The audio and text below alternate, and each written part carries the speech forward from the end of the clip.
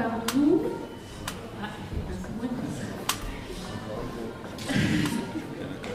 Alors, comment donc renforcer l'adhésion au projet de l'entreprise? Donc, je vais commencer par donner la parole à Emmanuel Hervé. Donc bonjour. Bonjour.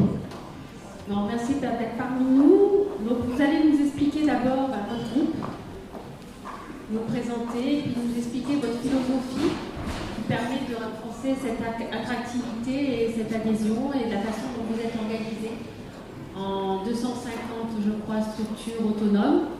Et voilà, qu'est-ce que vous portez comme sens et comme philosophie pour être une entreprise référente de la région et très attractive? Alors, bonjour à toutes et à tous. L'entreprise la plus importante et connue ici, c'est Hervé Thermique, notre groupe. Nous sommes aujourd'hui ce qu'on appelle une ETI familiale, 3500 personnes, à peu près 600 millions d'euros de chiffre d'affaires. Et notre activité principale, l'unique mais principale, sont les prestations de services dans le secteur du bâtiment. Nous proposons en B2B toutes les prestations qui touchent au second œuvre, les techniques de second œuvre du bâtiment, que ce soit le traitement d'eau, des piscines, le marquage, l'isolation, l'étanchéité, la couverture, l'électricité, courant fort, courant faible, le chauffage, le CVC, la climatisation, tous les techniques du second œuvre et tout ce qui touche aux économies d'énergie, donc à la gestion des énergies et donc à la transition énergétique qui est fortement d'actualité en ce moment. Mais au-delà d'une entreprise de 3500 personnes, en fait, en termes d'organisation, nous sommes organisés en 260, managérialement parlant, 260 petites entreprises entre 8 et 20 personnes, avec des managers d'activités de proximité, on a donc 260, qui sont ensuite regroupés entre 10 et 20 managers d'activité, avec un manager de région. Et j'ai sous ma responsabilité une quinzaine de managers de région. Donc nous n'avons que 3 niveaux hiérarchiques et à peu près la même dimension entre 8 et 20 personnes par niveau. Et notre organisation managériale a pour objectif d'arriver à un management concertatif de proximité qui permet aux salariés de participer aux décisions qui les concernent tous les mois en présentiel, de réunion de management. Et ils sont donc acteurs des décisions qui les concernent et concernés et participent activement aux décisions qui les concernent. Et donc la clé de voûte de notre organisation repose sur le profil de nos managers d'activité de proximité, de 260, qui vont être principalement des DRH, entreprenants, mais des DRH, puisqu'ils vont avec l'équipe organiser la stratégie et les objectifs qu'ils souhaitent atteindre en toute autonomie par rapport aux motivations individuelles de chacun des membres de leur équipe, mais pour arriver à un objectif collectif.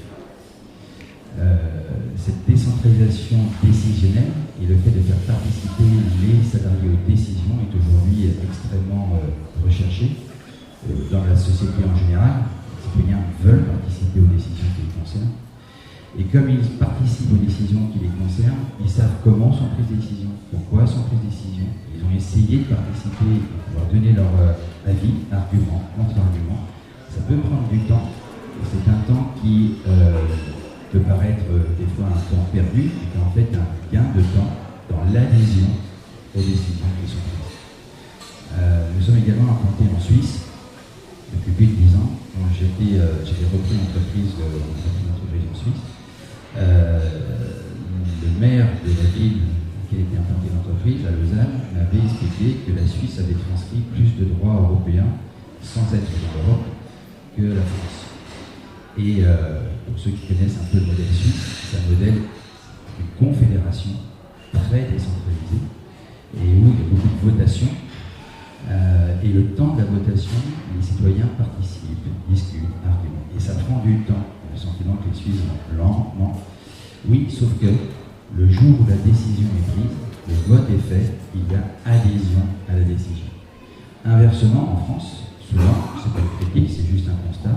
On le voit encore dernièrement par rapport à l'émotionnel et à ce qui se passe souvent dans les médias.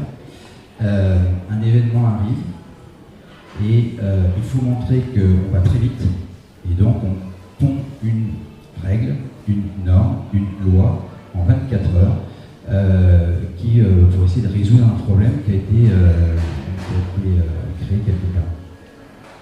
Et comme la décision n'est absolument pas concertée, il n'y a aucune compréhension et en plus qu'elle s'applique à tout le monde pour traiter un cas particulier, le sport national, c'est surtout, une fois que ça a été voté, comment on fait pour ne pas l'appliquer et passer à côté.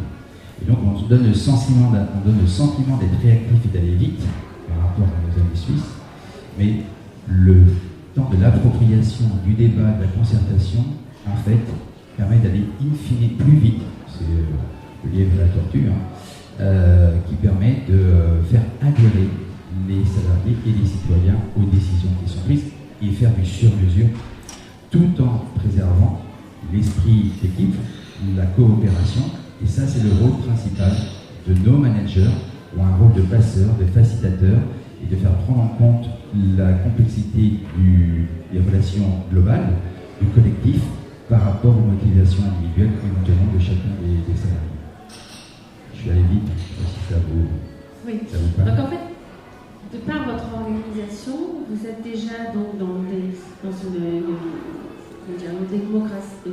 organisation plus démocratique, où chaque finalement entité a une prise de parole.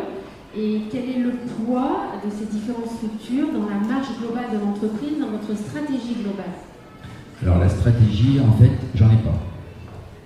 Virgule. Mais sérieusement, on est dans un monde, vous l'avez évoqué, c'est impressionnant ce qui est en train d'arriver. Je pense qu'on n'est qu'au début. L'innovation, la courbe est exponentielle. On va robotiser et informatiser absolument tout. Je ne dis pas moi, pas mon entreprise. La société, dans tous les pays, on va robotiser et informatiser tout. Et on n'est qu'au début. Et c'est formidable, il ne faut pas en avoir peur. De toute façon, ça va se faire. Donc il vaut mieux l'accompagner, comme toujours, plutôt que d'essayer de ne pas vouloir le voir. Et cette démarche engendre le fait que ça va supprimer clairement des tâches répétitives, logiques, sans valeur ajoutée, voire même pénibles. La pénibilité. C'est plutôt bien.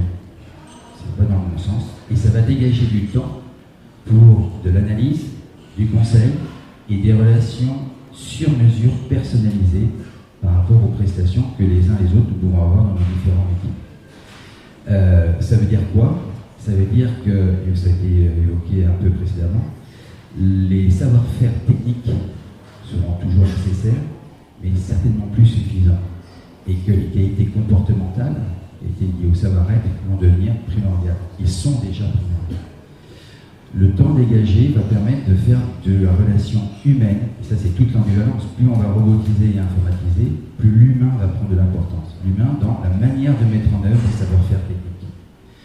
Et c'est ce qui fait que, on entend avec le ChatGPT ou autre démarche actuellement, que tout ce qui est l'expertise, qui avait de la valeur, on passait 15 ans à apprendre quelque chose et on était les seuls à détenir cette information dans l'avant des chairs, se retrouve quasiment pour un coût à zéro à disposition de tous les citoyens du monde. Et on va passer d'un monde où on avait des experts et des généralistes, et on va revenir à beaucoup plus de généralistes et moins d'experts. Il y aura toujours des experts, bien évidemment, mais de plus en plus pointus, mais de moins en moins nombreux, parce qu'un seul expert pourra être en relation avec des centaines de généralistes. Et les généralistes, que ce soit dans la médecine, que ce soit pour les avocats, que ce soit pour les experts du bâtiment que nous sommes, chacun dans nos métiers, vont avoir principalement un rôle de mise en œuvre sur mesure d'une prestation dans une relation personnalisée avec son interlocuteur. Et c'est ce qui fait que dans notre organisation, quand on est dans des petites structures de 8 à 20 personnes, c'est pas un choix dogmatique, parce qu'on a vécu par expérience le fait qu'en dessous de 8 personnes, il n'y a pas cette diversité. On peut arriver à des équipes qui pensent à peu près la même chose, alors que l'innovation et la créativité viennent de la différence. Et quand on est au-dessus d'une vingtaine de personnes, c'est l'ordre de grandeur, arriver à faire un management concertatif où les acteurs d'une équipe argumentent contre argumentent entre eux pour arriver à prendre des décisions, ça devient beaucoup plus difficile. Déjà, il faut une salle adaptée. Et la taille humaine pour pouvoir s'exprimer est plus facile à 12, 13, 14 personnes qu'à 30 personnes. Les individus, nous sommes pour certains plus à l'aise pour nous exprimer quand on connaît son environnement. Et c'est pour ça qu'on est dans cette dimension de taille d'équipe. Et nos managers ont pour objectif de recruter ce qu'on appelle des intra-entrepreneurs. Je vais vous expliquer pourquoi ce terme-là. Dans leurs équipes, c'est-à-dire des chefs de chantier, des techniciens de maintenance, des assistants ou assistantes de gestion, des techniciens de bureau d'études, des chefs de projet qui vont former l'équipe comme une petite entreprise, comme un artisan. Ils vont les recruter principalement donc, en fonction de qualité comportementale, à savoir des personnes qui recherchent, l'autonomie dans l'organisation de leur travail. Aujourd'hui, beaucoup de citoyens recherchent l'autonomie dans l'organisation de leur travail. C'est-à-dire qu'ils n'ont pas un chef qui leur dit matin et soir, tu vas faire ci, tu vas faire ça, ceci, cela. Ils ont une capacité d'auto-organisation de leur planning, de leur journée, de leur semaine, par rapport à leur organisation de leur travail. Deuxièmement, et ça va avec, c'est pas séparé, c'est recherche d'autonomie et à assumer des responsabilités. Et l'un va pas sans l'autre. C'est bien et, c'est pas ou, c'est et. Et assumer des responsabilités au sens, assumer la responsabilité de la gestion sur mesure de la relation de A à Z avec les clients.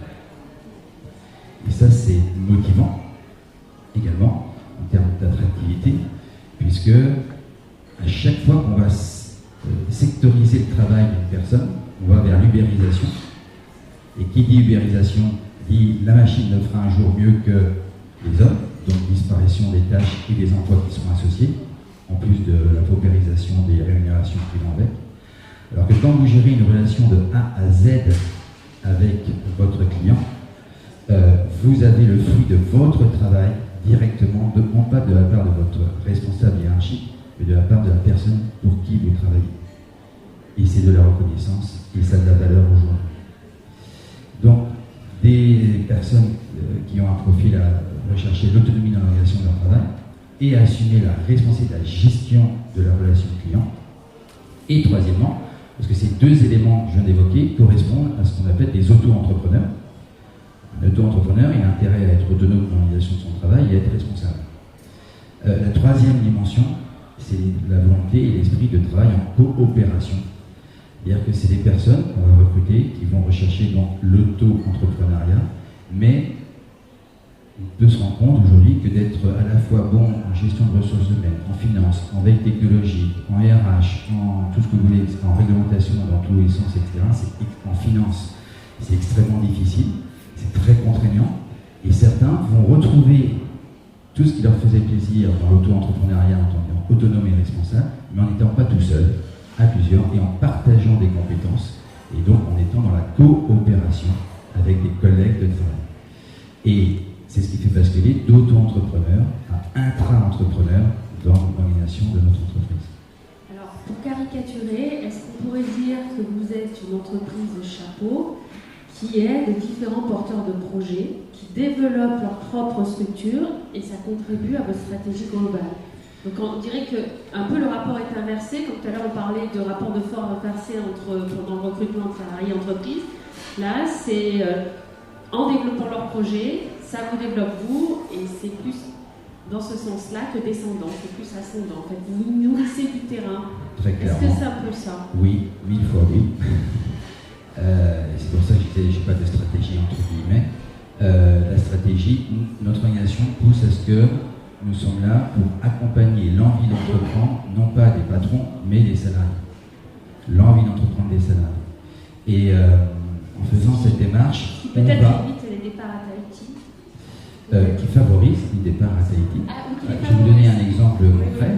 On a une personne qui était à Valence, dans la Drôme, parce qu'on a un module de souhait d'évolution ouvert terme RH 24 heures sur 24 à tous les salariés qui veulent éventuellement nous dire je suis dans telle fonction à tel endroit et je veux aller à tel endroit ou dans telle fonction. Et on répond aux 3/4 aux souhaits d'évolution de nos salariés, maximum. Et on a eu il y a 1 an et demi un collaborateur qui nous a demandé, qui nous a dit qu'il avait un projet de vie pour aller sur l'île de la Réunion. C'est pas Tahiti, mais c'est l'océan Indien. Hervé Thermique n'était pas implanté sur l'île de la Réunion. On a dit banco. Depuis le mois de septembre de l'année dernière, nous avons une agence Hervé Thermique île de la Réunion. Il a emmené sa femme, ses enfants, etc. Ils sont installés. C'était un projet de vie familial. On lance l'initiative. Ça marchera pas. On entreprend. Par contre, on accompagne cette envie d'entreprendre. Ça, c'est d'un point de vue géographique. Ça peut être aussi d'un point de vue métier, en tant que tel. Et c'est pour ça que, dans l'esprit, on est plus... vous savez, comme au printemps, nous sommes au printemps, vous avez un arbre qui pousse. Ça pousse un peu dans tous les sens. On va laisser prendre l'initiative. Pas toutes, pas n'importe lesquelles. Il y a comme une analyse qui est faite à chaque fois par rapport au risque qui est pris et la faisabilité du projet. Et on va plutôt avoir la tendance à redonner du sens a posteriori. Et donc, on est dans une démarche où le chemin se fait en marchant et on favorise la prise d'initiative. C'est vrai qu'en France, il y a quelque chose qui est dramatique en ce moment, depuis des années, c'est qu'on a mis le principe de précaution dans la Constitution. Le principe de précaution, c'est opposé à l'esprit d'entreprendre. Entreprendre, c'est prendre un risque. C'est une lien étymologique. Vous lâchez une prise pour emprunter pas n'importe quel risque. Risque mesuré, risque calculé. Mais c'est prendre un risque. On se met en position un peu de non-équilibre et on ne sait pas toujours exactement si ça va fonctionner ou pas fonctionner. C'est un état d'esprit, il faut avoir confiance en soi pour pouvoir être dans cette démarche-là. Et quand on est dans le principe de précaution, on doit avoir tout défini à l'avance pour être sûr de ne prendre aucun risque, et ça ne fonctionne pas. Ça nous met dans une... C'est l'opposé de la vie. La vie, c'est entreprendre, prendre des risques, et ne pas prendre de risques et ne rien faire, c'est la mort. Et donc, un des travaux que l'on a d'un point de vue management, c'est de donner confiance aux salariés pour qu'ils puissent prendre des initiatives, faire des erreurs, donc il y a le droit à l'erreur, mais en étant malgré tout dans une organisation où il y a de la mutualisation, d'où le rôle des managers, des risques. Il y en a qui peuvent perdre de l'argent, à condition qu'il y en ait d'autres qui gagnent de l'argent, l'entreprise privée, on ne sera pas aidé par l'État si jamais nous sommes en difficulté. Mais il y a vraiment cette volonté d'encourager l'envie d'entreprendre de nos collaborateurs. Et donc on va aller en partie vers là où ils voudront nous emmener dans notre stratégie de développement par rapport à l'évolution qui vient. La priorité, c'est de leur donner la capacité d'être en adaptation continue par rapport à leur environnement. Ça va aller de plus en plus vite. Je ne sais pas ce que sera le métier dans 5 ans. Hervé Thermique, à l'origine, c'était que le chauffage, on a vu technique, le chauffage dans les bâtiments neufs, il n'y en a plus. Pour ceux qui... dans la rénovation bâtiment ancien, oui, mais le logement neuf, l'énergie positive, BBC, toutes les normes. Par contre, il y a de nouveaux métiers qui apparaissent. Tout ce qui est lié au traitement de l'air, la qualité de l'air, la ventilation, ça prend l'importance. Tout ce qui est l'électrification du monde qu'on a évoqué dans l'IoT, la domotique, les énergies renouvelables, les bornes de recharge électrique, ça se développe. Ça a toujours été le cas dans l'histoire du monde, toujours. Il y a des métiers qui ont disparu, des métiers qui apparaissaient. La seule chose qui change, c'est que le rythme, c'est plus sur 10 ans, 20 ans, c'est sur 3 ans. Et puis peut-être que dans 10 ans, ça sera sur 1 an. Et en fait, ce que vivent, j'ai 50 informaticiens dans le groupe, c'est une des raisons pour lesquelles on se développe encore et on est en croissance. On a toujours investi, c'est notre premier poste d'investissement, le système d'information. Parce que pour rendre les salariés autonomes, il faut qu'ils aient les informations pour qu'ils puissent prendre les décisions extrêmement rapidement sans avoir besoin d'en référer à une hiérarchie, mais tout en refaisant remonter l'information par le système d'information. Cette implication numérique fait que l'investissement va très très vite. Et dans ce secteur-là, ça fait des années que tous les ans, tous les informaticiens savent qu'ils se forment pour apprendre, pour que leur savoir ne soit pas obsolète.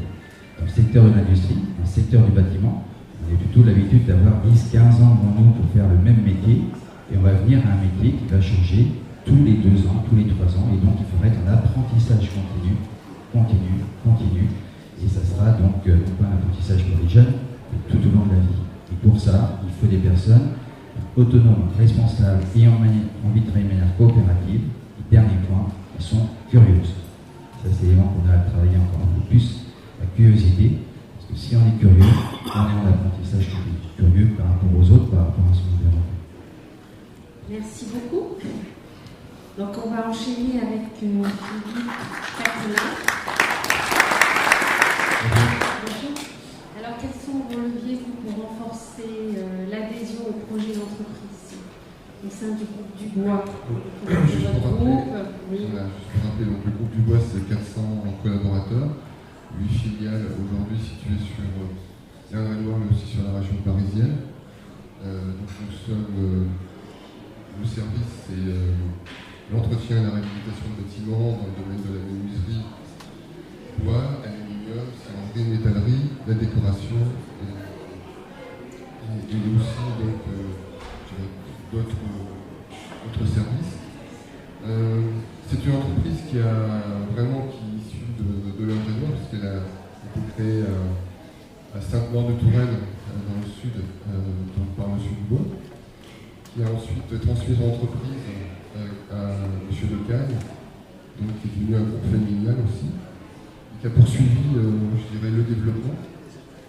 Un groupe qui a construit, on va dire, son développement sur les valeurs de l'entreprise, qui ne sont pas seulement affichées, on peut le voir parfois, mais ils sont incarnés au quotidien par le comité de direction, mais aussi par le management et les salariés, et qui, on va dire aussi, a pu se développer grâce à la promotion interne. Donc toute la ligne managériale est issue, on va dire, du terrain. Ce qui est important, c'est au sein du comité de direction, parce que l'exemplarité vient du haut, et souvent ce n'est pas le cas. Voilà, exactement. Et pour les nouveaux salariés qui nous rejoignent, cette promotion interne aussi, comme vous parlez d'incarnation, elle est réelle, puisque notre directeur général est lui-même menuisier. Il a, un CAPBP en menuiserie, et il a gravi tous les échelons de conducteur de travaux, chargé d'affaires et aujourd'hui directeur général du groupe. Donc c'est aussi un moyen de donner de la visibilité aux salariés qui nous rejoignent pour ceux qui sont ambitieux, de leur donner une perspective de carrière. Vous misez beaucoup sur la progression professionnelle et je crois que vous avez des budgets formation qui sont assez importants. Oui, on est autour de 8% de notre masse salariale. On a investi, donc on a ouvert cette année notre pôle formation juste à côté du siège.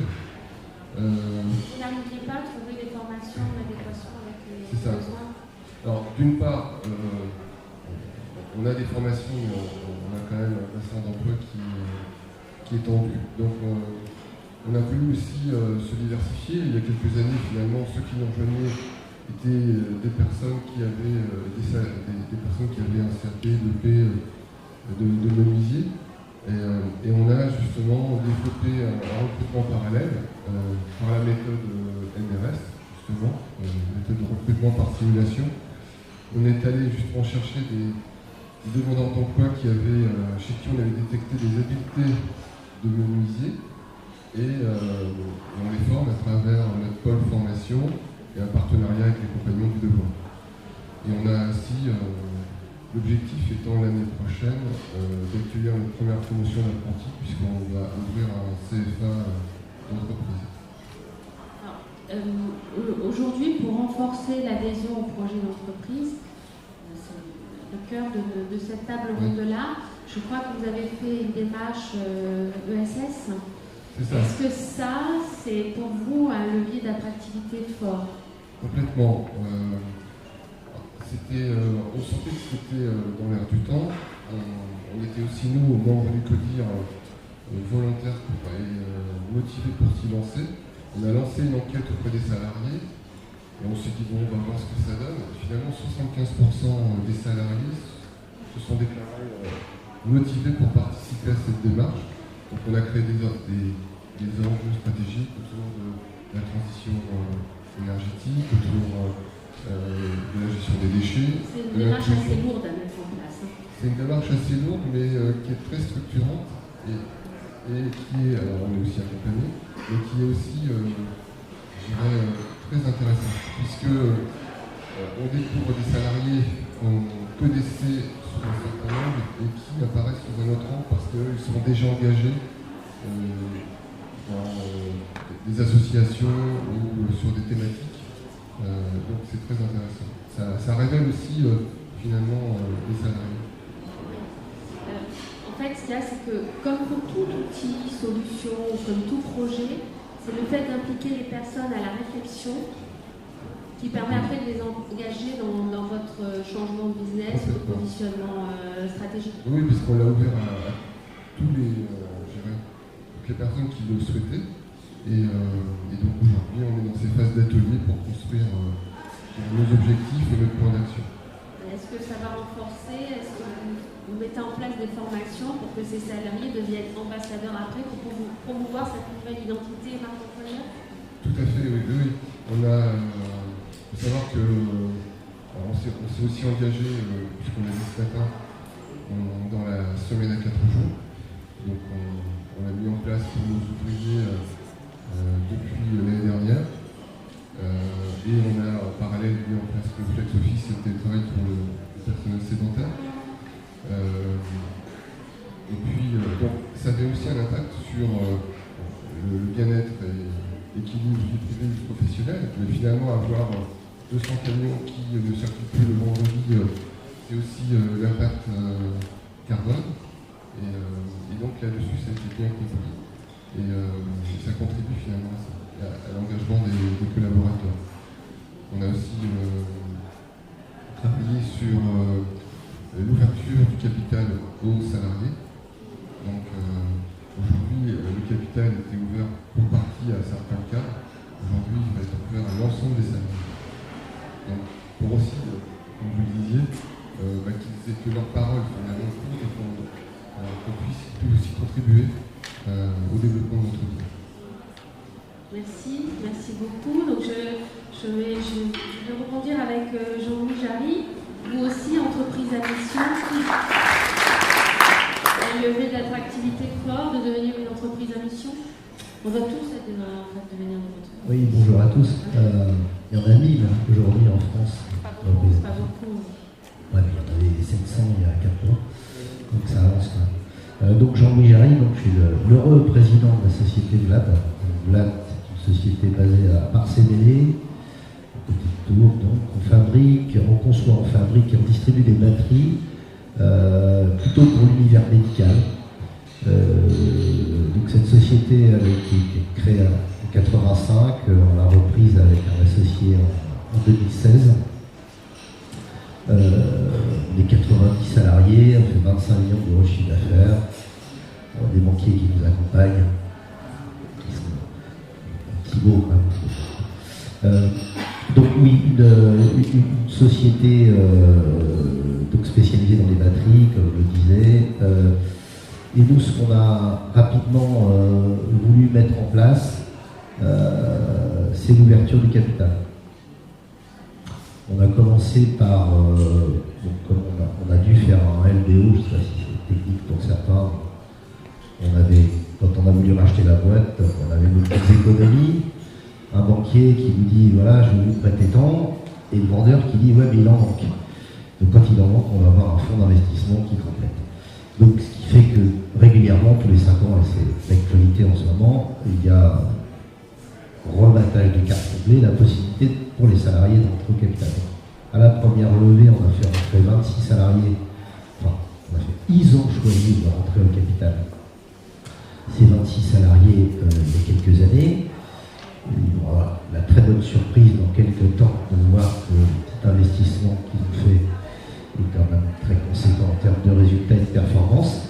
Et l'objectif là maintenant, c'est sur cette nouvelle tronc, c'est de faire rentrer. Moi, mon souhait, c'est que tous les salariés soient associés. C'était plutôt les managers à la base. Non, tout le monde a eu la possibilité. Moi, je pense qu'il faut absolument pas faire de différence entre les salariés. C'est aussi important d'être opérateur à faire des batteries que président. Je veux dire, on a tous un rôle, tous une mission. C'est comme dans l'armée, aux amis militaires. Tout le monde a son rôle à jouer. Si on ne joue pas ce jeu-là, à mon avis, on passe à côté de choses importantes. Donc l'idée, c'est de ne pas faire de différence, de la même manière que pour l'intéressement, on a décidé de répartir une partie des bénéfices, mais de manière complètement mécanique, c'est-à-dire que j'ai 10 000 euros, il y a 10 personnes, chacun d'eux. Donc il n'y a pas de je suis déjà mieux payé, donc je vais avoir plus. C'est comme ça qu'on continue à créer les différences, et je pense que c'est pas, enfin, en tout cas notre approche était plutôt pas communiste, hein, mais on va dire de partage. Je pense que ce qui nous guide aussi, c'est de faire les choses avec son cœur. Quand on fait les choses avec son cœur et qu'on a vraiment envie de le faire, les salariés le ressentent, je crois, et ils le rendent bien d'ailleurs. C'est le risque partagé aussi. Oui, alors le risque, c'est quand même, on considère que c'est le montant des investissements et la part détenue par les salariés. Il n'est pas du tout question de les mettre à risque. Les risques, c'est plutôt. Non, mais je pensais risque dans la réussite. Ah, le challenge. ouais. Le challenge. Ah, des gens qui sont au capital, ils sont motivés. Hein, forcément, hein, si les résultats sont là. Bon, j'entends beaucoup dire qu'on ne fait pas tout pour l'argent. Je suis aussi d'accord avec ça, mais quand même, à un moment donné, il faut bien qu'on puisse convertir tout ça en sonnant et trébuchant. Donc ça, c'était un premier acte fort, hein. On n'est pas les seuls à faire ça. Et la deuxième chose, c'était de donner du sens à ce qu'on fait. Donc on a décidé de devenir entreprise à mission. Peut-être que vous savez ce que c'est entreprise à mission, donc c'est quand même le rappeler pour ceux qui ne savent pas. C'est une entreprise qui inscrit dans ses statuts, alors c'est issu de la loi PAC, hein, on n'a pas décidé de devenir entreprise à mission comme ça, c'est très encadré. Donc on définit sa raison d'être. Il faut qu'une entreprise sache quand même pourquoi elle est là, c'est quoi sa mission. Je pense que les salariés ont besoin de savoir pourquoi on est là. C'est assez structurant parce que on définit sa raison d'être, on valide avec des groupes de travail des objectifs extra-financiers dans le domaine économique, social, sociétal, et on inscrit dans les statuts. C'est pas un petit engagement, on modifie les statuts de la société pour dire notre raison d'être c'est ça, nos objectifs extra-financiers c'est ça, et on est audité régulièrement pour valider le fait qu'on garde ce statut d'entreprise à mission. Pour moi, c'est le futur. Demain, l'entreprise du futur, c'est une entreprise à mission qui partage son capital et ses résultats pour faire une dynamique de groupe. La dynamique de groupe, elle est super importante. Et avec l'entreprise à mission, on a 4 grands groupes de travail dans lesquels les salariés se sont engagés volontairement autour du bien-être au travail, de tout ce qui est impact, donc économie d'énergie, eau, électricité, éco-conception.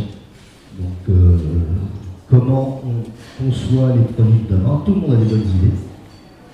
Vous organisez des ateliers pour Alors, ça? il y a ces 4 grands groupes avec 4 pilotes, et tous les mois, il y a du temps consacré pour ça, pour faire avancer les choses, et là c'est du coup des propositions des uns et des autres qui font que. Ce qui est intéressant, c'est que vous pouvez mélanger dans un groupe de travail bien-être au travail, tout le monde a une idée sur le sujet. Vous pouvez mélanger un ingénieur, un comptable, un chef de produit, un commercial, etc. Voilà, et comme on est dans une taille de société bien loin de toi, mais l'angoisse c'est toujours un peu le silotage. C'est-à-dire que les gens disent ouais, mais le marketing, c'est des cons, la compta, on ne facture pas, ouais, mais le commerce, qu'est-ce qu'il fout, etc. Et finalement, quand vous créez cette dynamique de groupe, sur des sujets où tout le monde a une histoire à raconter, qui ne sont plus des sujets professionnels. On a des gens qui sont embarqués dans le projet des ruches pour faire du miel, pour la biodiversité, etc. Ils se passionnent pour ça, et ça leur fait, ça donne du sens aussi à ce qu'on fait. Ils ont une mission autre que le boulot ou bien faire tous les jours. Donc voilà, on a construit ça avec cette dynamique qui, je crois, est aussi un moyen d'intéresser les gens et de les garder. Merci, merci pour ce témoignage.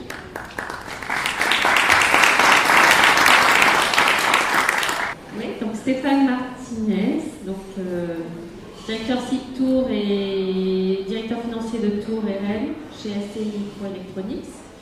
Donc vous êtes en plein renforcement de votre marque employeur avec un grand programme Horizon, avec toujours des salariés au cœur des préoccupations. Alors expliquez votre approche qui est peut-être très différente. Bonjour, oui, alors forcément avoir des choses un peu différentes à dire parce que ST Microelectronics, vous le savez, par notre nom, c'est un grand groupe. On est fleuron français de la technologie, on est 50 000 dans le monde, 12 000 en France, et ici, localement, 1500 à tout. On fait de la microélectronique, on fait des petites puces qui sont dans vos téléphones, dans vos voitures, dans vos frigos, nos avions de chasse, voilà, partout. Donc, on est ce grand groupe qui a vécu beaucoup de transformations, le besoin de se transformer. Aujourd'hui, on est 50 000 dans le monde, on fait 16 milliards de chiffre d'affaires. On était il y a 3 ans 40 000 et on faisait 8 milliards de chiffre d'affaires. Donc quand on a ce genre de trajectoire, il n'y a pas de solution pour se transformer. On n'arrive pas avec les mêmes outils, avec les mêmes personnes, avec les mêmes organisations. Donc, on a eu besoin de faire ça. Donc, la transformation, je vais revenir sur la partie vraiment ressources humaines, mais pour vraiment raison. Mais surtout, elle a commencé, j'ai beaucoup entendu de choses que je vais répéter, par contre, je ne vais pas être innovant, une espèce de résumé depuis ce matin. On va commencer par la grosse culture d'entreprise. Et tout ce que vous avez dit, donner du sens, créer cette vision, la mission d'entreprise, et du coup faire quoi? Créer une appartenance à l'entreprise et une fierté. Comment je crée la fierté de l'entreprise pour l'employé? En fait, c'est ça la vérité. Comment j'arrive à rendre les employés fiers de travailler dans cette entreprise? Je me suis même posé la question, moi, pourquoi ça fait 22 ans que je travaille dans cette boîte? C'est quoi qui me retient finalement? Donc c'est là qu'on commence à réfléchir à quelles sont les valeurs qui nous font rester. Et donc ça, quand on le met à l'échelle du groupe, et qu'on le déploie jusque sur le site, c'est vraiment la première chose à faire. C'est comprendre sa culture, connaître ses forces, communiquer. C'est ce que j'ai dit ce matin, il faut communiquer tout le temps, et communiquer sa stratégie, sa vision à l'ensemble des employés en permanence. On ne peut pas être coupé, c'est vraiment dans le cœur des métiers. Aujourd'hui, on est un responsable de site, on parle d'entreprise, un président, il passe son temps à communiquer. Pourquoi? Pour donner en permanence, rappeler aux employés quelles sont les valeurs et pourquoi ils sont ici. Et du coup, dans cette démarche, je pense que ce qu'il faut qu'on se dise aussi, c'est qu'on ne peut pas aller chercher n'importe qui. Quand on va faire du recrutement, on ne peut pas garder n'importe qui. Il faut qu'on garde les gens qui ont envie d'être dans cette structure-là. Venir dans un grand groupe de 50 000 personnes, c'est pas du tout travailler dans une PME. On ne recherche pas la même chose. Donc surtout, ne pas se tromper dès l'embauche, mais aussi ne pas garder les gens qui ont finalement envie d'une petite structure, qui ont envie d'entreprise familiale, qui ont envie de découvrir des choses. Non, nous ce qu'on veut, c'est la personne qui a envie d'être dans ce grand groupe, qui pourra évoluer sur plein de métiers, changer. On a 50 types de métiers sur un site. Donc si le jour il a envie de changer, il pourra probablement le faire. Mais d'avoir un CEO, on va parler de CEO ce matin, voilà, qui fait des sorties pour les enfants, qui a une mutuelle super, voilà. Mais par contre, attention, c'est pas le petit côté familial de l'entreprise où on est 5 et on se connaît tous. Sur un site de 1500 personnes, on ne se connaît pas tous. Sur d'autres sites où on est 4500, des sites où on est 6000, on ne se connaît pas du tout. Alors c'est pas le même valeur. Mais par contre, ces personnes qui ont envie de travailler dans ce grand groupe, ils existent. Ces personnes qui ont envie dans une PME, ils existent. Ces personnes qui veulent être dans l'armée, ils existent. C'est juste qu'il faut aller les chercher. Il faut leur dire et ne pas leur vendre du rêve. Vous avez dit transparence, c'est ça la vraie écologie. C'est transparence. Ici, on fait ça. On veut faire ça. On participe, bien sûr.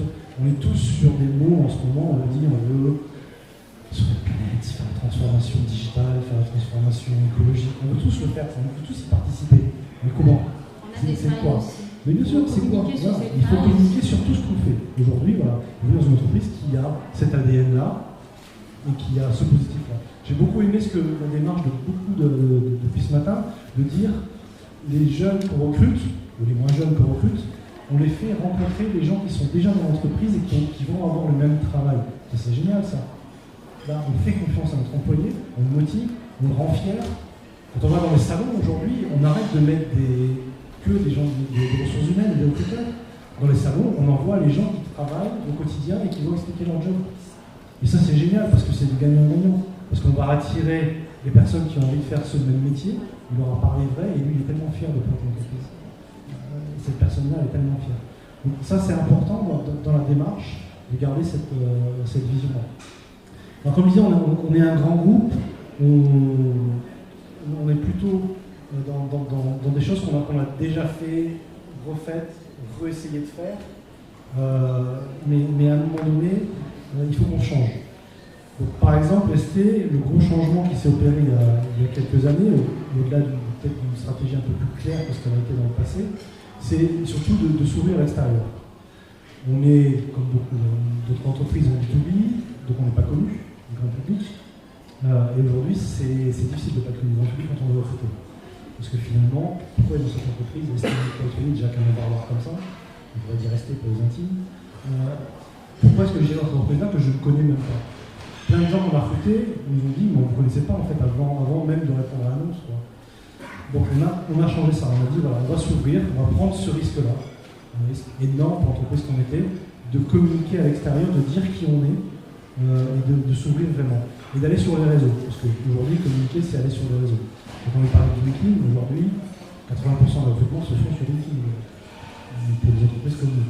Donc voilà, on a été sur les réseaux, on a commencé à former nos employés pour leur dire quand vous allez commencer à communiquer, le manager en premier, vous avez le droit de dire ça, vous avez le droit de dire ça, faites attention, mais allez-y. Allez-y, sachant qu'on sait très bien qu'on va s'ouvrir, récupérer plus de monde, créer cette notion de fierté, d'attractivité, mais en même temps, on va risquer de s'exposer. Ce qu'on n'aime pas faire, ce qu'on n'aimait pas du tout faire. Maintenant, on le fait, on sait que ça amène aussi des choses qu'on ne veut pas, mais ça fait partie de la règle du jeu, et aujourd'hui, on est un peu obligé d'aller là. Donc, je pense que, en plus de communiquer, ce qu'il faut laisser, c'est oser. Je crois que c'est Catherine qui disait ça ce matin. Il faut oser. Il faut laisser les gens oser. Le droit à l'erreur, il ne faut pas que ce soit juste des paroles. Il faut que ce soit vrai. Osons donner la parole à une personne qui n'a pas été formée à 100% pour communiquer à l'extérieur. Laissons un employé parler de son entreprise. Voilà. Il faut oser essayer des choses. Essayer plein de choses. Quand je parle de ce sujet-là, il y en a plein d'autres. Donc, dans l'ADN, montrer que le droit à l'erreur, c'est possible. Et comme dans une entreprise où on a le droit de se tromper. Là oui, c'est comme ça. Pas 3 fois non plus, mais on a le droit de se tromper. Et il faut le permettre. Donc il faut vraiment le faire. On a en plus, quand on est un grand groupe, presque un devoir. C'est-à-dire non seulement on a besoin d'aller recruter pour nous, mais finalement aujourd'hui, un des sujets, c'est quand même la réindustrialisation. Dans la réindustrialisation, il y a quand même l'industrie, et aujourd'hui attirer les gens dans le monde de l'industrie, c'est communiquer sur l'industrie. Qu'est-ce que c'est? Pourquoi? Donc aujourd'hui, quand ST va aider à communiquer, on communique presque plus pour nous, on communique pour l'industrie. Pour l'écosystème. C'est comment je fais pour attirer les jeunes dans l'industrie, comment je change l'image de l'industrie pour que ça devienne vraiment un secteur très attractif. Parce que ça l'est, parce qu'on s'éclate dans l'industrie. Comment je fais pour qu'un ingénieur, et je suis un bon exemple, je suis ingénieur de formation et j'ai fait de la finance. Comment on fait pour qu'un ingénieur devienne ingénieur et reste ingénieur dans l'industrie? Parce que c'est là qu'il va s'éclater par ailleurs, en finance, c'est pas vrai. Comment on fait pour qu'ils viennent dans l'industrie? Tout de suite, dès la sortie. Donc ça, il faut aller travailler. Donc il faut y travailler rapidement, dès le jeune âge. Donc nous, on est dans les collèges, on les fait venir sur site. On fait des classes de collège sur site pendant 2 jours. Ils ont des profs de maths qui leur font leur cours, et en même temps, on leur explique à quoi ça sert les stats. Ils ont le prof d'anglais qui fait le cours, en même temps, on leur explique pourquoi est-ce que l'anglais, c'est hyper important dans le monde d'aujourd'hui. Nous, on a le prof de sciences qui est aux anges, parce qu'on va faire des choses avec lui. Donc on fait des choses comme ça, et on communique de plus en plus vers l'extérieur. Ça fait partie de l'attractivité de l'entreprise. Parce qu'une entreprise qui va travailler sur son écosystème local, sur son territoire, même quand c'est une entreprise internationale, qui est grosse, elle fait rêver les parents qui veulent pousser leurs enfants à venir dans cette industrie-là. Donc c'est sur ce sur quoi on travaille. Ça, c'est tout ce qui va amener l'attractivité. Et après, quand on est en croissance comme on l'est, il faut des programmes de transformation. Aujourd'hui, la gestion des ressources humaines, c'est un challenge énorme. Un challenge énorme parce qu'il faut recruter, premièrement, parce qu'il faut garder, parce qu'il faut former et parce qu'il faut donner des perspectives. Donc on a parlé un peu d'expérience employée. L'expérience employée, c'est fondamental aujourd'hui. Et là, on parle de end-to-end expérience employée. On parle du jour où la personne lit l'annonce jusqu'au jour où on la fait quitter l'entreprise. Jusqu'au jour qu'elle revienne. Même si elle ne revient pas, c'est pas grave. Mais en tout cas, pendant tout le cursus, il faut absolument qu'on gère la personne. Donc c'est autour de ça, avec l'employé au centre de nos préoccupations, qu'on déploie un programme de transformation. Ce programme, il a pas mal de piliers, mais il a commencé par une démarche assez fondamentale qui était de donner du sens à être employé chez ST, c'est quoi? Et donc on a créé un modèle de leadership. Alors attention, leadership, c'est pas le modèle de management. Le modèle de leadership, c'est comment chacun des employés, les 50 000, se comporte au quotidien dans l'entreprise. Et donc quand on doit avoir un modèle de leadership, on a 4 grands piliers, je ne vais pas rentrer en détail, mais chacun des employés doit s'identifier dans ce modèle-là pour dire moi, ma contribution. Chaque employé a la même contribution. Ma contribution dans le modèle de l'entreprise, c'est celle-là. Donc ce modèle-là, il a cette force de s'appliquer à 100% des employés. Première chose. On a commencé par ça, les bases. Commençons par les bases. Et une fois qu'on a commencé à déployer ça, on va regarder tout ce qu'il faut mettre autour. Alors on va gérer, je vous ai parlé de end-to-end, on va gérer 100% des process des ressources humaines, on va les repenser. On a parlé de gestion de la performance, on a parlé de talent review, on a parlé bien sûr du recrutement, de la formation. On va reprendre ces process un par un et on va revoir ce qu'on fait aujourd'hui et on va étudier et on va faire un cahier des charges interne, le fameux besoin. On va l'identifier, on va dire voilà, nous en fait, dans une société en 2023 et en 2030, on aura besoin de quoi pour gérer ce process-là. Et une fois qu'on aura fait ça, on va regarder les outils. On va avoir ce programme, on va leur dire voilà, est-ce que vous avez quelque chose qui nous garantit ça et ça parce que c'est ça qu'on veut faire.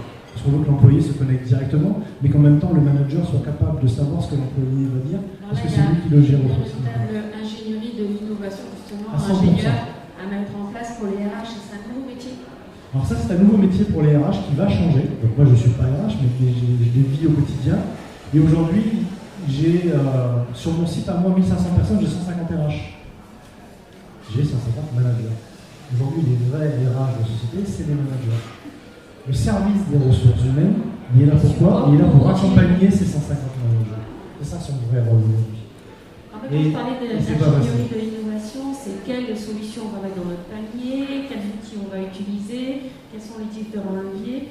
Et ça, je pense que c'est spécifique à chaque entreprise en fonction de sa culture, de son ADN et des usages qu'elle a développés. Et on ne peut pas aller chercher quelque chose à l'extérieur qui existe. On ne peut pas venir sur une conférence comme ça et dire tiens, j'ai sorti le truc, c'est bon, j'ai trouvé. On peut s'inspirer. On ne peut que créer en interne ce qu'il nous faut nous-mêmes, donc faire du boulot de travail, faire énormément de création interne. Donc vous en avez parlé. Emmanuel a parlé de l'intelligence collective. Il faut un certain nombre de personnes. Jean-Louis a parlé de l'implication de tous les services dans la création. Quand on fait un programme de transformation comme ça, qu'est-ce qu'on fait? On prend chacun des piliers, chacune des idées, et on commence par faire un groupe de travail où on implique des personnes, pour nous partout dans le monde, et on en implique 50, 100, parce qu'on crée des sous-groupes de 10, 20 personnes qui travaillent sur un sujet et qui sortent les idées. Quand on est très gros groupe, on demande aussi du conseil extérieur, mais en tout cas c'est ça qu'on fait. Et après on ne fait pas que du top-down. Et on dit voilà, les grands sujets c'est ça, mais par contre vous allez trouver le mode d'application vous localement. Parce que si on ne fait pas ça, il n'y aura pas l'adhésion. Donc cet échange. Alors, les problématiques de grands groupes ne sont pas les problèmes de PME, mais finalement, c'est la même chose au bout du compte. Au bout du compte, on a les mêmes problématiques, juste à une taille différente, on a les mêmes problématiques. On a besoin de la proximité, on a besoin des outils, on a besoin de se moderniser, et on a besoin de donner du sens. De changer de mindset. Alors, le changement de mindset, c'est un autre sujet. On parlait beaucoup du manager de demain. Ah non, il est aujourd'hui le manager, il n'est pas demain. On parle beaucoup des jeunes qui n'ont pas les mêmes attitudes, les mêmes envies, les mêmes besoins. Je dirais oui et non. Probablement que notre génération n'avait pas les mêmes envies, les mêmes attitudes et les mêmes besoins que la génération d'avant. Sauf que là, c'est la première fois qu'on a 4 générations ou 5 dans la même entreprise. Non, on a toujours 4 générations dans l'entreprise. La différence, c'est que peut-être qu'aujourd'hui, on a plus de turnover dans nos entreprises, donc on a des gens un peu différents qui viennent. On parle beaucoup de diversité, elle amène beaucoup de choses, la diversité. Elle amène des contraintes, mais elle amène beaucoup de choses en même temps. On a les 4 générations, on a toujours les 4 générations dans les entreprises. C'est juste que la génération d'aujourd'hui, elle ouvre les yeux des générations d'avant. C'est tout ce qu'elle fait. C'est-à-dire qu'elle dit, moi je veux du sens. Vous croyez que nous on ne veut pas du sens? On a toujours voulu du sens. Bien sûr. Voilà. C'est juste qu'elle le dit un peu plus fort que les générations d'avant. Ils n'ont peut-être pas osé le dire, la génération d'avant. Ils ont fait avec. Voilà. Aujourd'hui, les jeunes ils arrivent, ils disent non, nous on veut du sens tout de suite. Ah bon, tout de suite? Non. Attends, tu verras, tu vas être vachement bien. Non, j'en veux maintenant. Donc c'est ça la différence. Mais on va s'adapter aussi. Alors, la petite différence, c'est que c'est pas les jeunes qui vont devoir s'adapter à l'entreprise, c'est les managers, et je dis pas l'entreprise, les managers qui vont devoir s'adapter un petit peu plus aux jeunes qu'avant. Ça c'est la vérité. Et c'est pas facile pour un manager aujourd'hui de se retrouver dans une équipe avec un jeune qui n'a pas les mêmes façons de travailler, pas les mêmes envies, et une personne qui est expert et qui est avec une fierté et une envie qui n'est plus à démontrer. Et donc il a des envies différentes. Donc le manager, sa difficulté, c'est quoi? C'est de gérer deux populations en même temps. Il y a vraiment ça. Donc il faut accompagner ce manager. Aujourd'hui, l'enjeu principal, c'est de doter le manager des outils informatiques et personnels pour pouvoir gérer cette transformation qui arrive. Ce sont les principaux relais de transformation. C'est les relais de transformation. Merci. Merci de gauche. Alors chez Novo Nordisk, comment vous faites pour renforcer l'adhésion au projet d'entreprise? Alors bonjour à tous tout d'abord. Je vais peut-être commencer par présenter Novo Nordisk parce que j'imagine que ce n'est pas une entreprise qui est très connue sur Tours. Novo Nordisk, entreprise internationale de santé qui aujourd'hui amène des traitements pour nos patients, pour notamment le traitement du diabète et d'autres maladies chroniques également. Nous célébrons nos 100 ans cette année avec 55 000 collaborateurs dans le monde et ça fait plus de 60 ans que nous sommes présents à Chartres, donc avec un site de production, et à La Défense avec une filiale commerciale également. Alors moi j'ai rejoint l'entreprise en 2010. En 2010, sur notre site de production, il y avait 650 collaborateurs. Là, au dernier chiffre en avril, et les chiffres évoluent très très rapidement, on était à 1500 collaborateurs. Très clairement, aujourd'hui, l'entreprise est dans un enjeu de croissance. Et c'est à Chartres, mais c'est vraiment dans le monde entier, où on voit vraiment une demande en fait, par rapport à nos traitements qui évolue de manière beaucoup plus rapide que ce qu'on avait pu prévoir. Et aujourd'hui, ça veut dire des nouveaux produits, ça veut dire des nouveaux équipements, mais ça veut dire aussi des nouvelles compétences qu'il va falloir trouver et qu'il va falloir développer. Alors pour compléter un petit peu ce cadre, Novo Nordisk, c'est une entreprise danoise. Et c'est important parce qu'il y a vraiment une culture d'entreprise qui est très forte.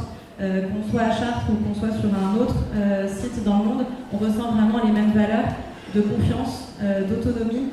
Il y a des mots qui sont revenus ce matin que j'aime beaucoup et qui font partie de mon quotidien, c'est apprendre, oser, entreprendre, collaborer. C'est vraiment pas juste des valeurs qui sont écrites dans les essentiels de l'entreprise, mais c'est vraiment la manière de travailler au quotidien. Et dans l'univers de la santé, effectivement, donner du sens, bien sûr, c'est un traitement aujourd'hui. Ce qu'on fait, c'est indispensable pour nos patients au quotidien. Donc ça donne aussi une perspective complètement différente quand les personnes se posent la question pourquoi est-ce qu'elles se lèvent le matin, c'est pour sauver des vies, au sens propre du terme. 3 axes principaux que je voulais partager avec vous aujourd'hui sur comment chez Novo Nordisk et comment à Chartres on travaille sur cette adhésion au projet de l'entreprise. Le premier axe, c'est vraiment réussir à promouvoir nos collaborateurs en tant qu'ambassadeurs.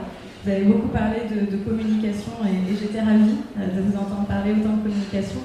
Bien sûr, la communication interne, c'est valoriser nos collaborateurs, c'est des articles, c'est des vidéos, mais on se rend compte que quand on commence à travailler sur ce genre de projet en communication, quand c'est pas ancré dans la culture, tout le monde n'a pas forcément envie. Tout le monde n'a pas forcément envie de raconter ce qu'il fait au quotidien, raconter ses projets personnels, parce qu'on essaye vraiment aussi de ne pas parler que des métiers, mais parler de ce que les gens aiment faire. On a par exemple des associations sportives qui sont très très dynamiques. C'est comment est-ce qu'ils ont envie d'engager aussi les autres collaborateurs dans ces associations. Et c'est vraiment des visites de site, ça va être nos collaborateurs qui vont présenter leur métier, leur ligne de production et qui vont avoir un contact direct aussi avec l'extérieur. Donc vraiment travailler sur cette fierté d'appartenance. On va encore un petit peu plus loin puisqu'on célèbre cette année nos 100 ans. L'idée, c'était pas d'avoir un événement uniquement dans le cadre de l'entreprise, mais vraiment d'inviter également les familles de nos collaborateurs, puisqu'elles font partie de notre quotidien aussi indirectement. C'est un site de production qui travaille 24 heures sur 24, 7 jours sur 7. On s'arrête 3 jours par an. Donc c'est vraiment très important d'avoir aussi le cadre familial pour nos collaborateurs, l'organisation en fait qui va leur permettre de pouvoir gérer leur métier et pouvoir se développer au mieux. On parlait beaucoup de marque employeur aussi tout à l'heure, et évidemment, si on met en valeur nos collaborateurs en interne, l'idée c'est vraiment de pouvoir les mettre en valeur aussi en externe. On a travaillé récemment avec une plateforme de marque employeur que vous connaissez peut-être, Welcome to the Jungle, et clairement, vous pouvez chercher une vidéo de notre directrice de site, vous n'en trouverez pas. Par contre, vous trouverez des vidéos de mes collègues, opérateurs, techniciens, ingénieurs, pharmaciens, parce que c'est vraiment eux qui parlent de l'entreprise, c'est eux qui parlent du quotidien. Alors bien sûr, notre directrice, elle impulse la stratégie, elle amène l'avenir du site, mais les personnes qui parlent le mieux de ce qu'on fait, ça reste l'ensemble de nos collaborateurs. On a aussi des événements de recrutement, puisque vous l'avez noté, on a une croissance vraiment très très rapide. Entre janvier 2022 et avril 2023, on a recruté 300 personnes à Chartres. Donc on a à la fois l'avantage d'être proche de la région parisienne et le désavantage d'être presque trop proche finalement, avec des profils théoriques. On en a parlé très rapidement ce matin déjà, les techniciens de maintenance, c'est une partie des métiers les plus difficiles à recruter pour nous, d'autant plus qu'on travaille en 5-8, donc avec d'autres problématiques aussi organisationnelles derrière, que nous on essaye d'apporter un maximum de solutions. Et le dernier événement de recrutement qu'on a pu faire, on l'a fait sur notre site, vraiment dans cette idée de travailler sur la fierté d'appartenance et d'avoir des techniciens de maintenance qui vont accueillir des potentiels candidats, des potentiels futurs candidats. On a investi aussi du temps pour accueillir plus de 60 personnes et leur faire visiter l'entreprise, alors qu'au final on en recrute une dizaine. Mais c'est vraiment aussi très important de montrer ce qui se passe derrière les murs d'un site de production. Très souvent, on ne se rend pas forcément compte de ce que ça veut dire. Quand on travaille dans du stérile, de l'injectable, c'est vraiment un univers qui est complètement différent. Donc c'est comment est-ce que nos collaborateurs ils peuvent vraiment eux aussi, avec leurs mots, expliquer comment ils travaillent et comment ils vivent au quotidien.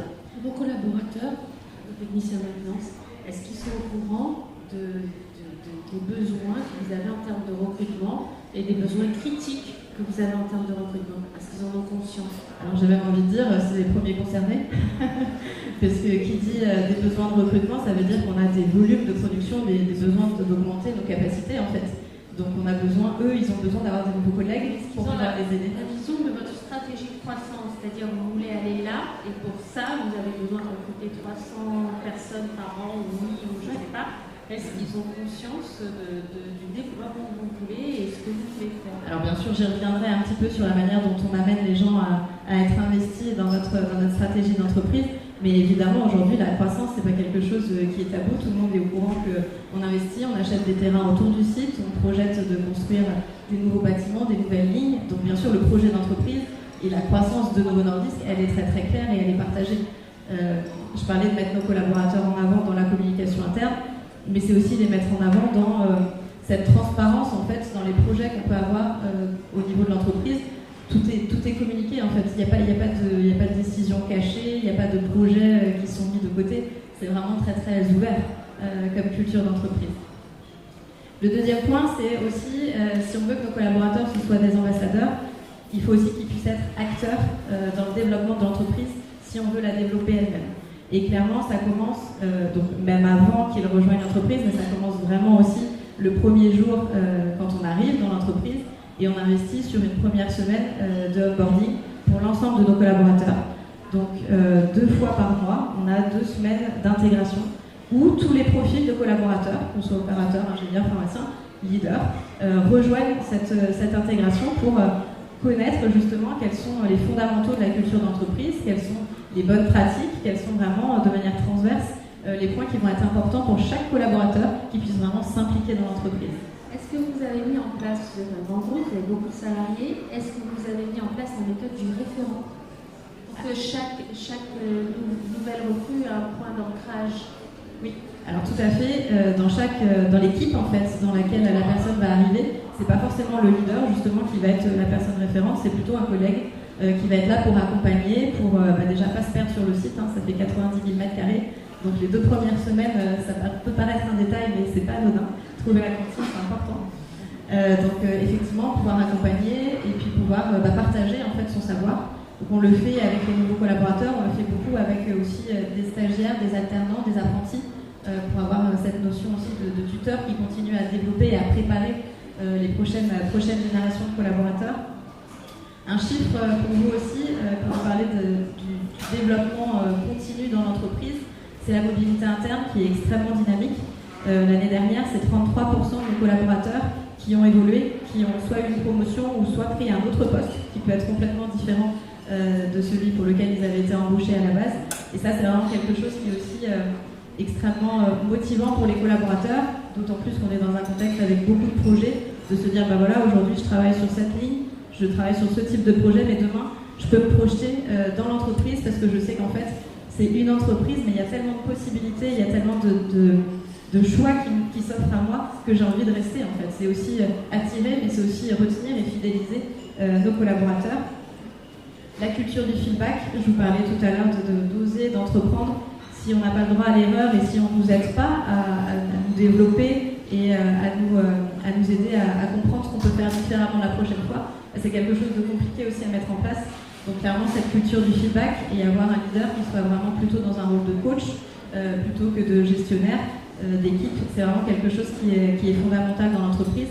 On a développé vraiment des programmes de leadership.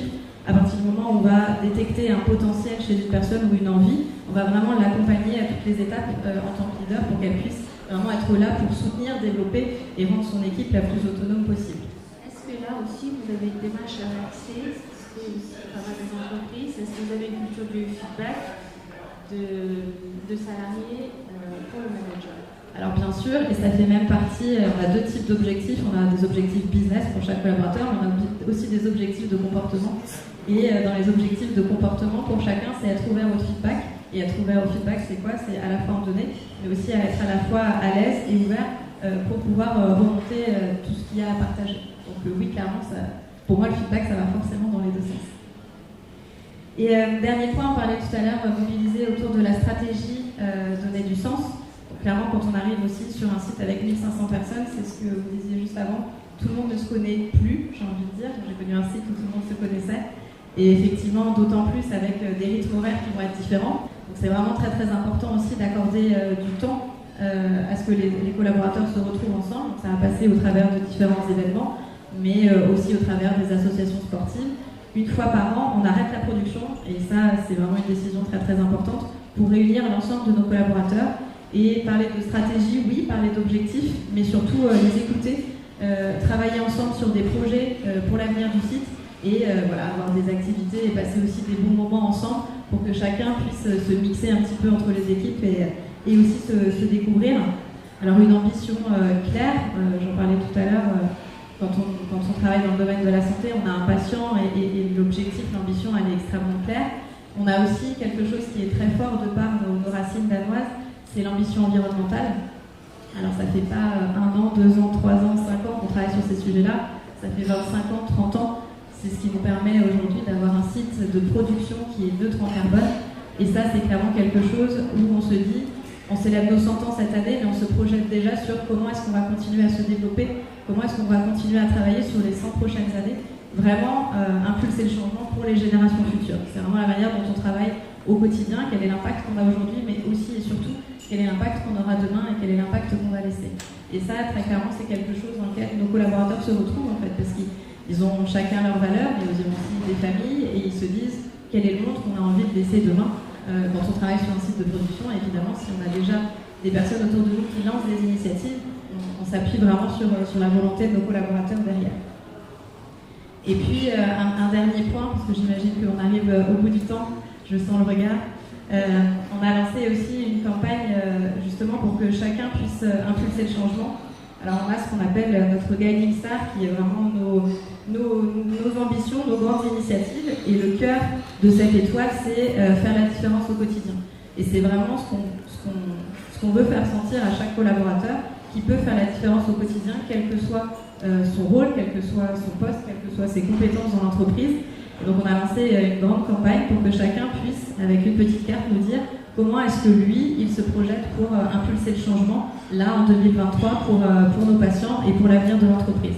Donc c'est à la fois chacun, comment est-ce qu'il va avoir envie de contribuer et comment est-ce qu'ensemble, on essaye aussi de construire un projet commun.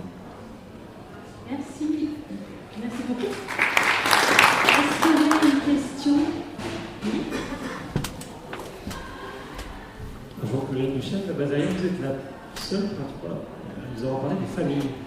Un peu dans une logique, on regarde le titre, finalement l'adhésion, mais si l'adhésion salariée passe par l'adhésion des familles, vous faites quoi pour les familles concrètement? Merci. Alors clairement, effectivement, autour du collaborateur, et si on veut aller plus loin que cette notion de collaborateur, c'est la notion d'individu, et certains d'entre vous en ont parlé aussi, la notion d'individualité de personne, et une personne, elle n'est pas seule, en fait, elle est toujours entourée de sa famille, donc l'entreprise a aussi son rôle en fait à jouer sur comment est-ce qu'on intègre cette notion de famille en même temps que nos collaborateurs.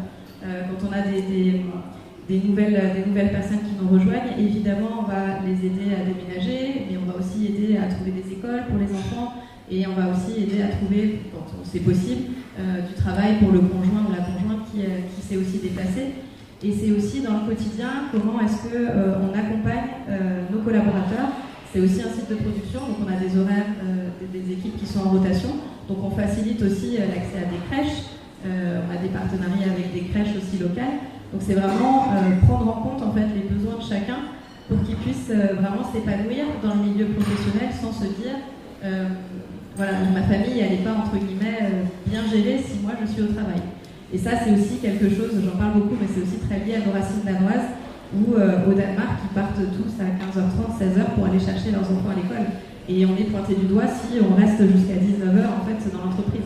Donc c'est vraiment une culture très très différente où la notion de famille, il n'y a pas vraiment cette notion d'équilibre vie personnelle et vie professionnelle puisque tout est lié aujourd'hui. Donc c'est comment faire en sorte que ça s'articule au mieux en fait. Merci. Alors moi j'aurais une question avant qu'on clôture. Tout à l'heure, on a dit que l'engagement était beaucoup aussi lié à la notion d'autonomie et de responsabilisation des salariés. On a vu avec le groupe RD Thermique qui avait vraiment mis ça en place. Donc j'aurais une double question. La première, ça serait au groupe Dubois, au groupe RD Thermique. Est-ce qu'on irait jusqu'à l'entreprise libérée ou l'holacratie, qui est un aplatissement complet des vies managériales avec une démocratie directe pour une entreprise portée par des salariés? Et puis, pour les plus grands groupes, la question, ça serait, est-ce que sur des business units, vous avez expérimenté ça? Parce que je sais que dans certaines industries ou dans certains grands groupes, notamment la Société Générale, ils avaient expérimenté l'holacratie sur des business units et ça a très bien fonctionné. L'entreprise libérée, moi j'y crois pas. Je pense que l'entreprise qui partage, qui a des valeurs, très bien, c'est parfait, c'est ce qu'on essaie de conduire. Et l'entreprise libérée, j'ai deux amis qui ont essayé la tentative, c'est comme dans un bateau, j'ai traversé l'Atlantique, s'il n'y a pas de capitaine sur le bateau, c'est le bordel. Hein. Donc, dans une entreprise, c'est pareil. Ça ne veut pas dire que voilà, le chef, il tient sa position, il est là pour prendre des décisions, pour faire avancer les choses. Moi, je ne crois pas du tout à l'entreprise libérée. Oui, je partage aussi l'avis. Il faut une fois capitaine sur le bateau, comme on dit. En général. Mais non, par contre, ce que l'on doit aux salariés, c'est cette capacité, la direction doit donner du sens, finalement, de donner le cap, de donner de la vision, d'être attentif à chaque individu comme partie prenante. Parce que chaque individu, on va dire, contribue à la création de valeur, mais malgré tout, il faut que ce soit encadré. Merci. J'ajouterais que c'est souvent ce que demandent aussi les salariés, d'avoir le cadre. Parce qu'à un moment donné, c'est quand même laisser 80 mecs dans un truc, c'est le bordel rapidement, on oublie bien. Alors, sur l'organisation managériale d'Hervé Thermique, il y a une hiérarchie, c'est ce que je vais expliquer. Il y a 3 niveaux hiérarchiques. Et l'important est moins la hiérarchie à quoi sert cette hiérarchie et la manière, ce que je vous explique tout à l'heure, de faire prendre des décisions et de prendre des décisions. Donc le mode décisionnel pour nous est très important. Et ce que j'ai indiqué, et ce qui a été aussi évoqué par certains, c'est que pour nous, l'homme clé, c'est le manager de proximité. Et son rôle est crucial pour arriver justement à partir de motivations individuelles, d'individus qui se réalisent l'un à côté des autres, et pour arriver à créer une ambiance et une harmonie au niveau de l'équipe. Et ce rôle managériel, il est vraiment crucial. Il a une hiérarchie, mais il va donner le cadre, et surtout il va être celui qui va chercher à créer une harmonie, ce que j'étais une ambiance. Donc c'est plutôt un rôle de chef d'orchestre, pour ceux qui ont regardé des orchestres symphoniques. Vous avez des solistes qui connaissent leur instrument mieux que le chef d'orchestre lui-même. J'ai même vu une représentation de Daniel Barenboim, qui est un grand chef d'orchestre, qui s'était assis avec le public carrément, parce que son orchestre jouait parfaitement une œuvre tout seul. Et c'est un peu ce qu'on ressent dans l'organisation managériale, de faire le management concertatif, c'est que les managers qui sont cooptés par leur équipe, et avec un feedback, vous évoquiez l'auto-évaluation annuelle, pour avoir le retour, c'est pas une évaluation, c'est une auto-évaluation pour avoir le retour de la manière dont ses collaborateurs le perçoivent. Ça donne confiance, ça se passe bien au manager, il n'a plus à jouer un rôle de petit chef, mais à jouer un rôle de fédérateur, d'arbitre. Ça le légitimise. Il est porté par son équipe. Et à ce moment-là, on rentre dans une relation de confiance. Et ce que je peux évoquer en tout cas par rapport à l'adhésion, on a fêté nos 50 ans de l'Hervé Thermique l'année dernière. On a fait inviter les conjoints pour qu'ils participent parce qu'ils sont contributeurs de la réussite de l'entreprise. Et 2500 personnes, etc. Et à l'occasion, pour avoir un retour, et c'est une bonne mesure, je peux encourager auprès d'autres dirigeants d'entreprise ou de services RH, on a demandé sur la qualité de vie au travail, on a posé la question non pas au patron, mais aux salariés. On a fait une démarche de certification de QVT, qualité de vie au travail, qu'un organisme, question anonyme, gérée complètement à l'extérieur. Et c'est les salariés qui ont donné la réponse de la manière dont ils vivent dans l'entreprise. Et c'est très très bien passé. Je n'étais pas personnellement surpris. Quand ça vient du terrain, c'est encore mieux. C'est eux qui le disent, c'est pas nous.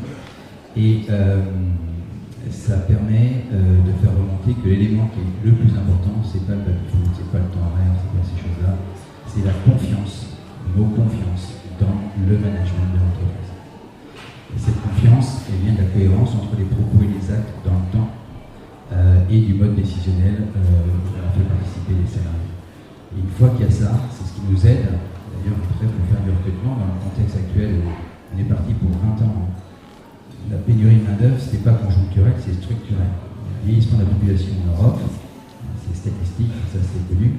Les patrons de la G2R mondiale, eux, ils ont des statistiques de retraite, ils savent oui ou non. Donc il y a moins, tout le monde va taper dans le même vivier, entre guillemets, pour se différencier. Nous, ce qu'on a, on a fait 300 personnes de croissance l'année dernière, 100 en croissance externe, 200 en croissance organique. Et 2 tiers des recrutements de croissance organique, c'est ce que j'ai évoqué, c'est la recommandation, c'est le bouche-oreille des salariés. Parce que tout simplement, quand ça se passe bien à l'interne, ils en parlent à leurs amis, à leurs familles, aux clients, aux fournisseurs et aux autres entreprises qui passent.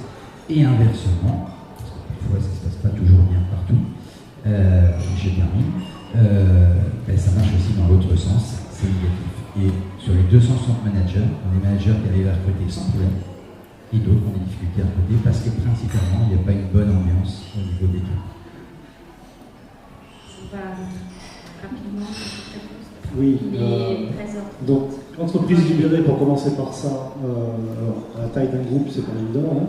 Par contre, j'ai fait travailler un groupe de jeunes managers, des jeunes qui ont dû lancer sur le sujet il y a 3 ans, et je leur ai demandé avant le Covid, Et je leur ai demandé, voilà, qu'est-ce que ça peut vouloir dire et qu'est-ce que votre plan d'action pour qu'on y arrive, tout simplement, voilà, au niveau du site pour commencer. Et on verra ce qu'on pourra vendre ailleurs. Donc ils sont sortis avec un plan d'action qui était plutôt pas mal, on a déployé les phases 1 et les phases 2, et très vite on se confronte à la réalité du terrain. 300, 50%, 100%, on oublie, on a d'autres choses à fêter. on y va à la bonne direction. Mais bon, il y a un intérêt, il y a des petites choses à prendre. Ce qu'il y a de bien dans cette notion-là, c'est que c'est une utopie. Et l'utopie, il y a toujours des bonnes choses à prendre dedans. Le temps vert, on sait qu'on n'y va pas, probablement jamais, mais il y a une utopie qui est intéressante. Et donc on peut prendre ce qu'il y a de bien là-dedans. Donc c'est un peu comme ça qu'on a travaillé sur ces sujets-là. Et je pense que ça suffit. Tout ce qu'on dit là, c'est que comment on fait participer l'employé. Alors il y a plein de façons. Nous on fait ce qu'on appelle une survey, une énorme survey mondiale tous les ans, anonyme, de 100% des employés en 50 questions. Ils n'ont pas de gens pour qu'ils répondent, parce que c'est pas évident de répondre à 50 questions. Ouais, c'est pas facile à faire. Et on leur demande, sur 50 questions, ce qu'ils pensent de leur direct manager, du management, de leur vision, du carré, d'aussi, de ça, de politique, etc. Et on mesure ça tous les ans, depuis 10 ans maintenant. Donc on sait où on va et on prend des actions sur les sujets qui préoccupent les gens. Et maintenant, on a même des commentaires libres, ce qu'on a commencé à mettre. Voilà, faire participer les gens, des groupes de travail, des choses comme ça, c'est ce qui finalement permet aux gens de se sentir le plus impliqués possible. Et c'est ça qui leur fait plaisir. Ils ont besoin de structure, ils veulent être dans un grand groupe parce qu'ils veulent une structure. Mais donc aujourd'hui, ce qui est important, c'est de les faire participer le plus possible. On n'est pas démocratie. Un grand groupe, ce n'est pas une démocratie. On n'a jamais choisi notre CEO et je n'ai pas choisi mon chef. Et ça va rester comme ça. Parce qu'ils sont là pour d'autres raisons. Et il faut en avoir conscience quand on est dans un grand groupe. Donc, comme je vous le dis, il y en a pour tout le monde. Donc les gens qui vont dans les grands groupes, les gens qui vont dans l'armée, les gens qui vont dans les PME, ils ne viennent pas pour les mêmes raisons. Et c'est très bien comme ça. Très rapidement, j'ai promis en 30 secondes. C'est ça. Entreprise libérée, non. Par contre, management, hiérarchie très flat, oui. Clairement, leadership de proximité, culture du tutoiement où chaque opérateur tutoie la directrice du site, ça oui, ça c'est la réalité, avec toujours des rôles, des responsabilités qui sont claires entre les uns et les autres, et c'est ce qui permet d'avoir cette responsabilisation en fait de chacun et de traiter chacun d'adulte en adulte en fait, avec cette notion de confiance qui existe. Un grand merci, c'était très riche encore. Merci beaucoup. On va décaler un petit peu, on prendra les ateliers à 14h15. Laissez le temps à chacun d'aller un peu se sustenter. Merci beaucoup. À tout à l'heure.